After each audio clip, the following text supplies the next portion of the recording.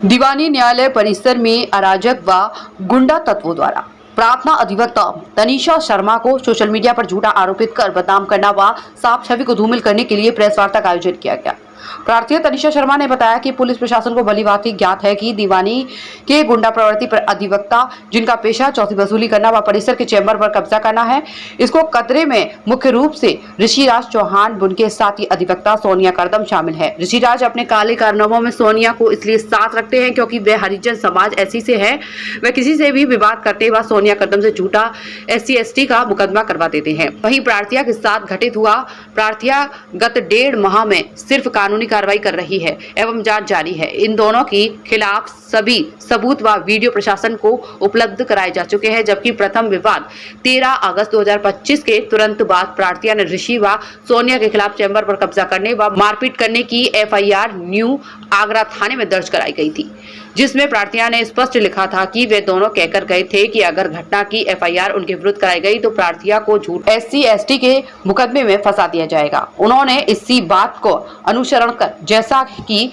पूर्ण प्रशासन जानता है कि गत माह ऋषिराज चौहान ने पुलिस को दबाव में लेकर तथा गुमराह कर सोनिया द्वारा प्रार्थिया पर झूठा SC/ST का मुकदमा करवा दिया, जिसकी जांच ACP हरिपर्वत की देखरेख में की जा रही है। पुलिस सभी सबूतों व अपने द्वारा निरीक्षण करने के बाद ही कोई निर्णय लेगी, किंतु दोनों अभियुक्त बौखलाए हुए हैं।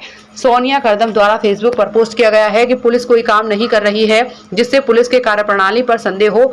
साथ ही प्रार्थिया को भी नाम लेकर बदनाम कर रही है कि उसने जाति सूचक शब्दों का प्रयोग किया है, ऐसा वह सोशल मीडिया पर वीडियो बनाकर प्रेरित कर रहे हैं, जिससे प्रार्थिया बहुत आहत है। आपसे अनुरोध किया जाता है कि सोशल मीडिया पर बदनाम करने व झूठे आरोप लगाने हेतु जाँच कर सोनिया करदम के विरुद्ध कड़ी से कड़ी कार्रवाई करें। कुछ अधिवक्ता साथी हैं जो मुझे कई समय से परेशान कर रहे हैं, इसलिए मुझे आज ना चाहते हुए भी ये प्रेस कॉन्फ्रेंस रखनी पड़ रही है। कौन अधिवक्ता साथी हैं, क्या कुछ मामला, पूरा विस्तार बताइए। ऋषिराज चौहान व उसके कुछ साथी हैं, जैसे कि सोनिया करदम, शिवा, नौशाद और भी प्रतुल, अक्षय और भी लोग हैं जिनके नाम मुझे नहीं मालूम। ये सब लोग मुझे कई समय से परेशान कर रहे हैं, मुझसे पैसों की डिमांड रखते हैं। जहाँ मेरी सीटिंग है, जिसके चैम्बर पर मैं बैठ रही हूँ, मैं उनकी इच्छा से बैठी हूँ, उनसे परमिशन लेने के बाद बैठी हूँ। ये लोग मुझे परेशान करते हैं। पैसों की डिमांड क्यों करते हैं? पैसों की डिमांड वो मुझसे ही नहीं, एक्चुअली वकालत के आड़ में उनका ये काम है, पैसे मांगना, चौथ वसूली करना।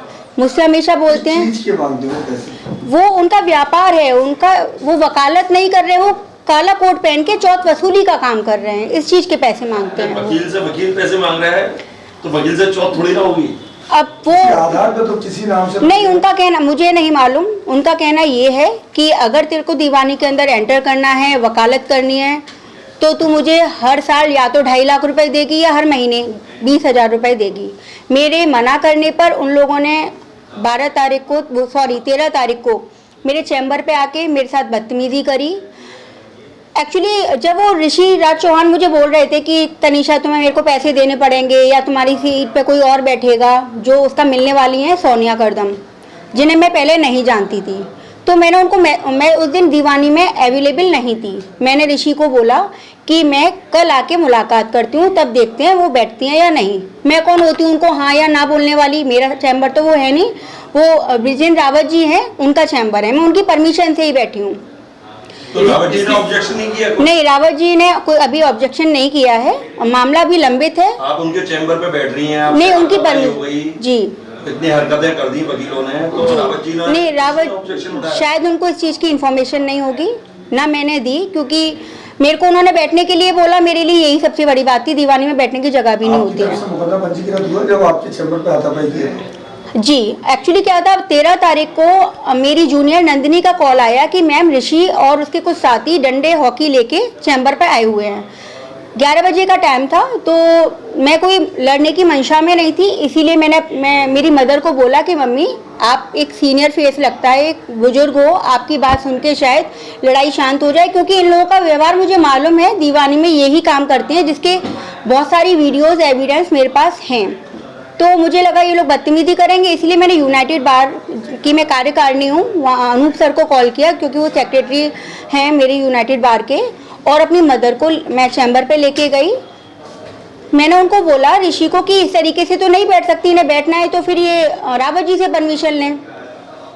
लेकिन ऋषि ने मेरी एक नहीं मानी, मेरे से इतना लाउड में बोले वो और बदतमीजी से बोलने लगे। तो मेरे जूनियर हैं, उन्होंने बोला कि थोड़ा शांति से बात करें। इसी बात पर ऋषि ने मेरे जूनियर के साथ बहुत ज़्यादा बदतमीजी करी, मारा पीटी करी, जिसकी वीडियो मेरे पास अवेलेबल है।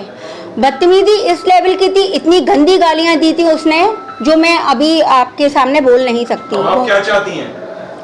एक्चुअली क्या है, ये ऋषि का पूरा प्रॉपर तरीके से एक गैंग है, वो गैंग को लेके चलता है। अगर उसकी बात कोई नहीं मानता तो वो SC ST का मुकदमा भी लगा देता है। मुझे नहीं मालूम थी कि सोनिया का पूरा नाम क्या है। मैं सोनिया को बाय फेस जानती थी, क्योंकि हम दीवानी में प्रैक्टिस करते हैं, तो बाय फेस तो मैं जानती थी। इससे पहले मेरी सोनिया से कोई बातचीत नहीं थी।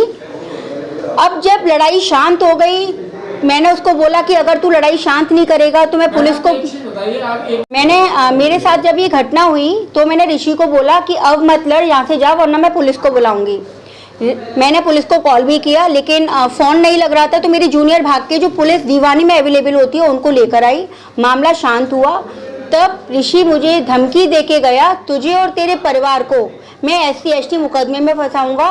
चल सोनिया, यहाँ से चल, इसको तो हम बताएंगे SC ST मुकदमे में फंसा के। तब मुझे पता चला she is belongs to SC ST। Then मेरी FIR दर्ज हो गई। 15 दिन तक इनकी FIR दर्ज नहीं हुई, लेकिन ये 15 दिन तक मुझे परेशान करते रहे कि मुकदमा वापस ले, मुकदमा वापस ले। हालांकि मेरी लड़ने की आज अभी भी कोई मंशा नहीं है, लेकिन मुझे आज भी परेशान कर रहे हैं। SC ST का फर्जी मुकदमा मेरे ऊपर दर्ज करा दिया गया है। मेरे ऊपर तो क्या, मेरी फैमिली के ऊपर, मेरी मदर, मेरे ब्रदर, सबके ऊपर दर्ज करा दिया गया है। डेली अलग अलग वीडियोस फेसबुक पे अपलोड कर रही है सोनिया कर्दम, जिसमें वो मेरे को डिफेम कर रही हैं। मैं एक अधिवक्ता हूँ, ऑफिसर ऑफ द कोर्ट होता है एक अधिवक्ता, उसके बारे में इस तरीके की बातें करना कि मैंने जाति सूचक शब्द बोले हैं या वगैरह वगैरह, तो वो मेरी मानहानि कर रही है, जो कि एक अपराध है। मामला लंबित है अभी हरी पर्वत थाने में मामला लंबित है। उसके बावजूद भी वो वीडियो में बार बार बोल रही है कि अरेस्टिंग नहीं हो रही है, या फिर जो भी वो बोल रही है सारी वीडियोस मैं आपको अवेलेबल करा दूंगी, या मैं धमकी दे रही हूँ। मैं इस तरीके की कोई हरकत नहीं कर रही। इवन मुझे धमकियाँ मिल रही हैं कि दीवानी आना बंद कर दे। कल जज साहब की मीटिंग थी चैम्बर को लेके ही, फिर भी मॉर्निंग में उसने एक वीडियो अपलोड करी। उसने मेरे ऊपर एलिगेशन लगाए हैं कि मैंने उसकी टेबल कुर्सी फेंकवा दी है बाहर। इवन मैंने ऐसा कुछ भी नहीं किया है। टेबल कुर्सी फेंकने के बाद वो मेरी टेबल चेयर पे बैठना शुरू कर दिया उन्होंने।